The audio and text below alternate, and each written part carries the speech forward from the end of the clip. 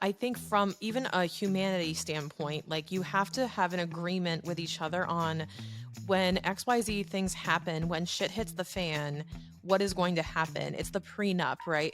You don't need it unless you need it. So a lot of business owners say, "Oh, well, it's my family, it's my brother, it's my sister, it's my wife, it's my cousin, it's my roommates from college." Nothing's gonna happen. These are, my tried and true. Like these are the people who are gonna stand by my side no matter what.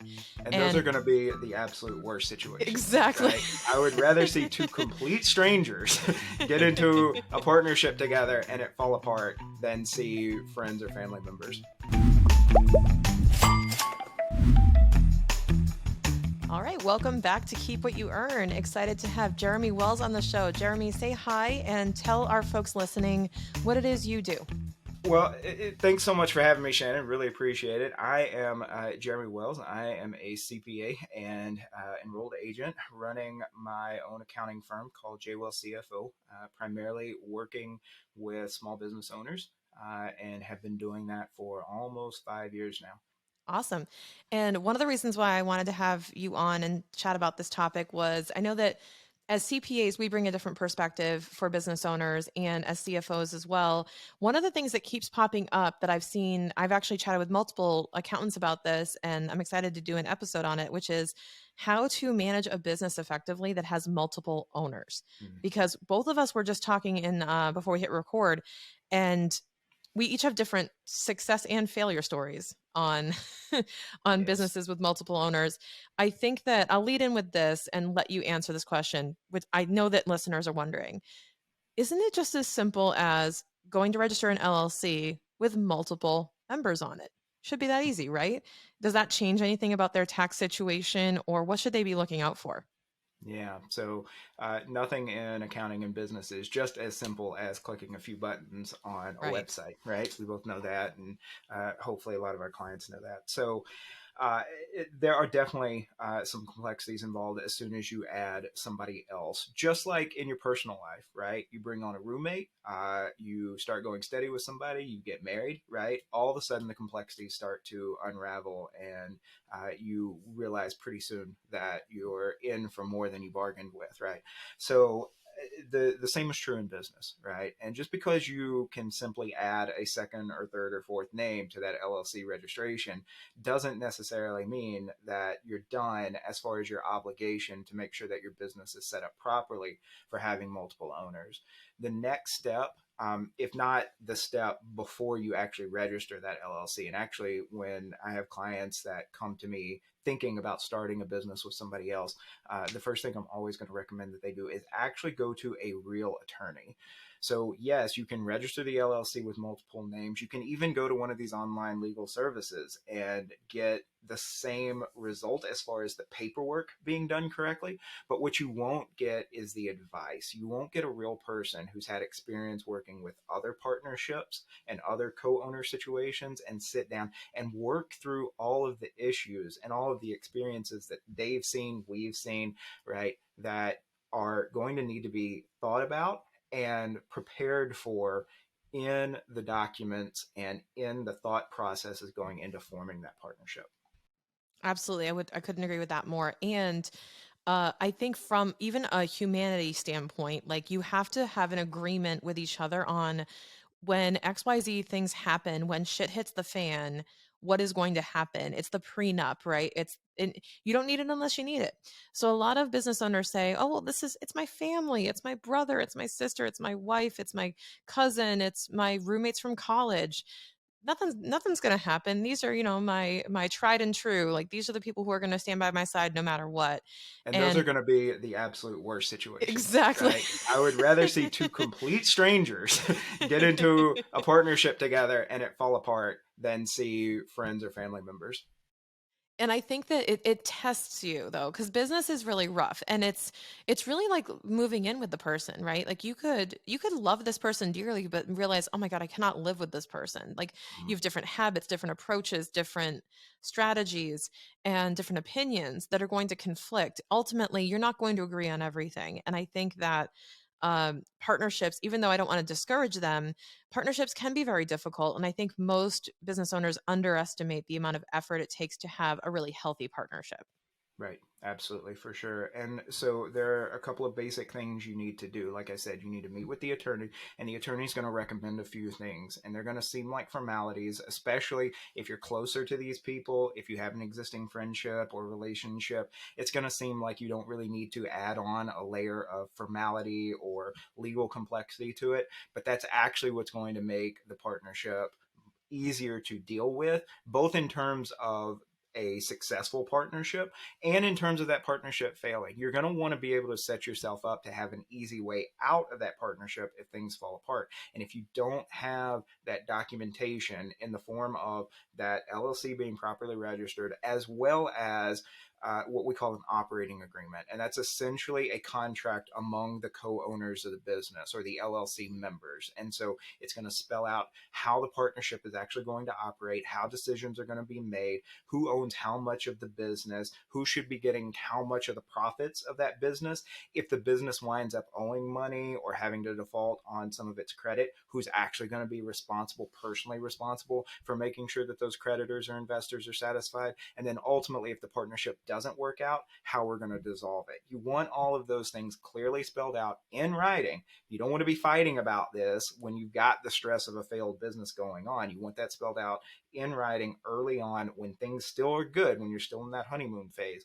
And then you get into bed with each other. Then you start this business. Then you start operating together. If you don't have that set up first, it's just going to get harder and harder. No matter how well things are going, it's going to be more and more difficult to reach any kind of agreement later on after the early days. Totally agree. One of the pieces of advice I give a lot of my partnerships that come to me is to sit down as a group, either with an attorney or before you meet with the attorney, just the two, three of you, four of you, right? And sit together and come up with the most ridiculous, hyperbolic examples of what could go wrong. Like almost have make a game out of it to think of ways you could screw each other and laugh about it. Like to the point where it's like, that's really extreme. That would never happen. Write it down. I You love don't it. know if it would I love never it. happen, but also if you can also, number one, make a little light of it and know and almost like put it out into existence and actually say it out loud. I feel like once you actually acknowledge that that's a possible outcome, you become more prepared for it because you've actually aired it out there. And if Mm-hmm. you actually air out all the fears and say, like, what are the different ways we could get screwed in this? Every one of us, like, let's go around and completely safe, completely without judgment, write down everything. And just then when you go to that attorney, be like, we just want to address that all of these concerns are in here. And that is one great way to do it. And I say do that while you're all still in high spirits, while you're all still high energy around this idea, because then like you said, you're not going to be suffering a failed business, suffering, God forbid, a death or some other thing that's going on, grieving something while also having the stress of having to manage the agreement and who gets what and what happens. It's much like probate when someone dies. It's like Yeah. the last thing you want to worry about is the legalities when you're really grieving either a business or someone you really like. And you remind me of a common situation that happens that isn't partners trying to screw each other over. I mean, we see that a lot in media or pop culture, right? Whether Yeah. it's in the news or television shows or movies where partners are screwing each other over. But there are real life situations where there's no malintent that can Right. cause serious problems for a partnership. So one of the common ones is one of the partner just dies, Right. right? And what happens to that partner's ownership in the business? Does it go to a spouse?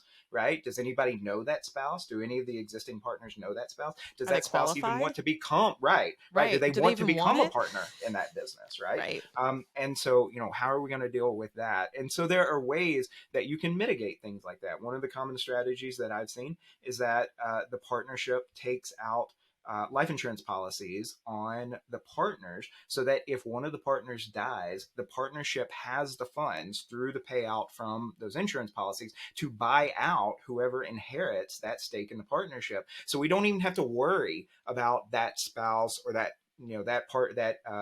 deceased partner's beneficiaries coming into the partnership. We just go ahead, we write it into the operating agreement that those funds are going to be used to buy out that beneficiary, and we just keep operating. We might find a replacement, we might hire an employee to replace that, but we don't have to worry about trying to onboard a new partner that nobody knows.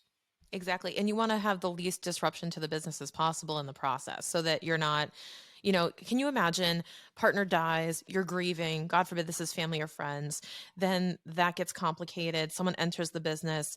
And then while you're also doing this, if you don't have the legal structure set up, now you're also having to manage the legalities, manage all of that, and, navigate all of this while you're also trying to run a business, a man short. Yeah. So it just compounds if you don't have a plan in place. And a lot of times we think about partnerships forming where either there's going to be some shared responsibility in terms of getting the work of the business done, right?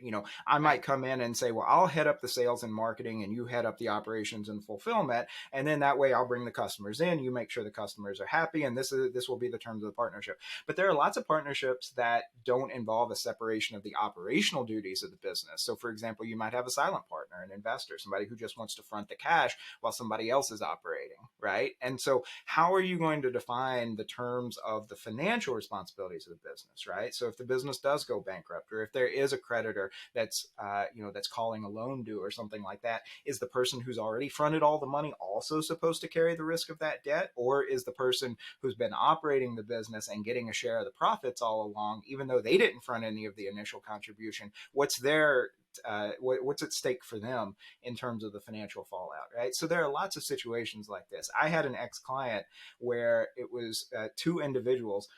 One was going to they ran a actual physical location. It was a cell phone repair shop in an urban area, and one was purely operational. He didn't bring anything into the business other than his ability to actually do the work of the business. He was the one actually running the shop, doing the cell phone repairs. The other one, his contribution was a personal credit card that had a relatively large credit limit on it, and so he essentially gave that card to his partner and use that as essentially a line of credit to operate the business. Well, you can imagine there were lots of problems with the way this was set up. And there was no operating agreement. There was no written agreement of who's going to be responsible for what. And one day, the partner who had that line of credit, that credit card, just decided he didn't want to do this anymore. And so he cut off the line of credit. And that night that he decided to do that, after the shop was closed, he went in, he moved all of the inventory out so that he could liquidate it to pay off the credit card. And the next day, I get a call from the other partner who was my actual client. He was the only one that I had ever talked to. And he called me just hysterical because he didn't know what had happened. And eventually, over the next week or so, we found out that all of that had happened, and he had no idea what he was going to do from that point on, because that was how he was making money for himself, right? And so, this isn't so much an example of one partner trying to screw the other partner over, although that's what happened, but both sides felt like that partnership wasn't working out anymore, and, it just fell Right. apart. So had they had something in place, right, maybe it would have wound up a very similar result, but at least there would have been some sort of legal recourse to fall back on, some sort Right. of plan of how we're going to wind this down, as opposed to just one day you show up to your business and there's nothing there anymore. And I think that most people assume that, in that case, right, they call it like a gentleman's agreement, that it's just going to happen and Right. it's just going to be as easy to unwind. But again, through the eyes of the IRS, through the eyes of the law, they Mhm. don't see it that way. And it's not that easy to unwind. It's not that easy to back out of. There are implications and everything like that, too.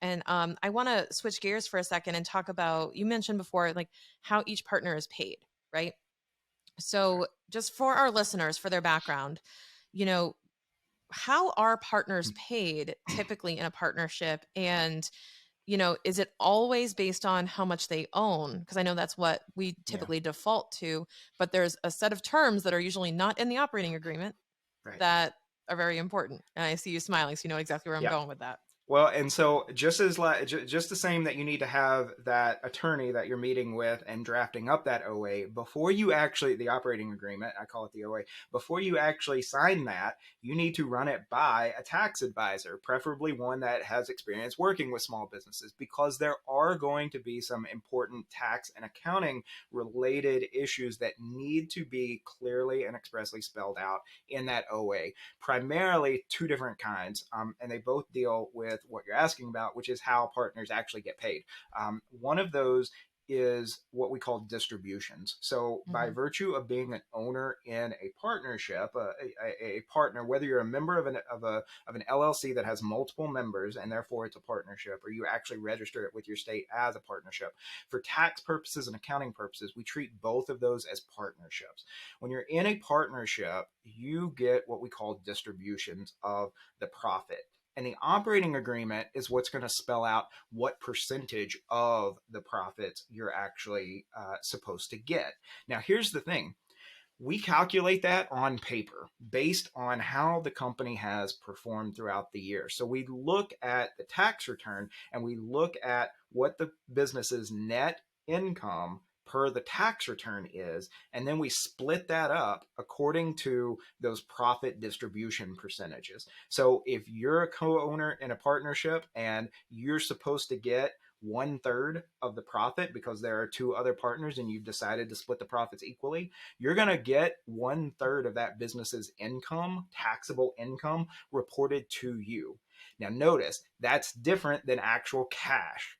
So here's the thing: is you've also got to have a provision in that OA explaining how you're actually going to get the cash, because you've got that income being reported to you that you've got to claim on your personal tax return, which means you're going to owe taxes on it. And so you better have some cash out of that partnership to be able to pay those taxes as well. So those are two things in terms of distribution. So how much of the profit are you going to get reported to you? And how much of the cash are you actually going to get distributed to you, so that you've got some of that profit to be able to go out and spend and have fun with or invest or whatever you want to do with that cash. But really the main thing is you need to be able to cover the taxes, right, that are going to result from your share of the income. Now, that's one way that you get paid as a partner. The other way is what we call guaranteed payments. And this is something that a lot of partnerships, a lot of operating agreements, a lot of the attorneys that write those operating agreements either omit or get wrong. Yes. Guaranteed payments operate like salary. They are not salary. So the first thing is, do not set up payroll. Never set up payroll in a partnership for the partners. If your partnership hires employees who don't have any ownership in the business, by all means, go set up payroll for them. Do not set up payroll for the owners, for the partners. Now, guaranteed payments, though, are going to be spelled out in the operating agreement. Remember, everything comes back to that operating agreement. Everything comes back to that OA. If the OA says that a particular partner, and this doesn't have to be equal, it doesn't have to be based on ownership, it doesn't have to be based on profit distribution, it doesn't have to be based on anything. If you want the partners in that business or any particular partner to get a guaranteed amount of cash income periodically from that business, then that needs to be spelled out in the OA. So you could set up an OA, you could set up a partnership where, say, you've got three partners and two of them are going to front some cash and the other one is actually going to run the business, right? So you've got three partners, but one of them is actually going to be working. Well, we want to make sure the partner that's actually working is getting paid so that, he can pay for his personal life while he's working. We want to kind of treat him like an employee, even though technically he's not. So we're not going to put him on payroll, but we are going to make sure that he's getting regular cash payments. And that's what we call guaranteed payments. That needs to be spelled out in the operating agreement. Oh, definitely. And the key thing here is that it needs to be spelled out in the operating agreement, because otherwise, if it's not in there, we have to operate unassuming that you're just distributing based on percentage of ownership if there's no other terms in there on how people get paid. And that can just cause a wrinkle in everything when it comes time to allocate for taxes, when you get what's called your K1 at the end of the year. And a lot of partners that I talk to, right? Let's say I enroll a tax client, but they're a partner in a partnership. They get a K1 and they're blindsided that they have to pay taxes on, let's say, a third of the overall profit of the business, when they're like, I never even worked in this business. I didn't even do anything. It's like, I didn't make this money and I didn't distribute any actual cash to myself this year. Why do I have to pay taxes on a third of this? So there's a lot of that, like, call it inequitable feeling, where you feel like, wait a second, why am I paying all the taxes on this when I never had access to this cash? And that's a common feeling among partners, right? Have you seen that come up? Oh, absolutely. Yeah, absolutely. And in fact, that is a common thing that I will discuss with clients that are partnerships, because For one, I know in my own accounting firm, over the last couple of years, I've made it to where I will only take on new clients, especially businesses, especially those that are partnerships. The only way I'll take them on is if they let me do the bookkeeping, because I want to be able to see how well the business is doing, how profitable it is, and I want to see how the partners are treating themselves, right? How the partners are, if they're getting cash out of that business, because I will go back periodically every quarter or so, and I'll look and I'll just see how much cash the partners have distributed to themselves. Some I'll even make recommendations to those partners, right? If I see that they're not taking any cash out, or they're asking me, hey, based on how we've done the last few months, how much cash do you think we should take out of the business? Because they don't want to make the mistake of taking too much cash out of their business, and then the business can't afford to run itself, right? But at the same time, they have concerns, right? If I take cash out of the business, is it now taxed, right? Yeah, If I exactly. leave it in the business, can I avoid taxes on it? Well, you can't, because of what we're describing right now. You're Because taxed it's on a the pass-through income. entity. Right. Right. You're taxed on the income, not the cash. So you might as well be taking that cash out while you can, right? And then setting some of that aside for the taxes that you're going to have to pay on that income that gets reported to you.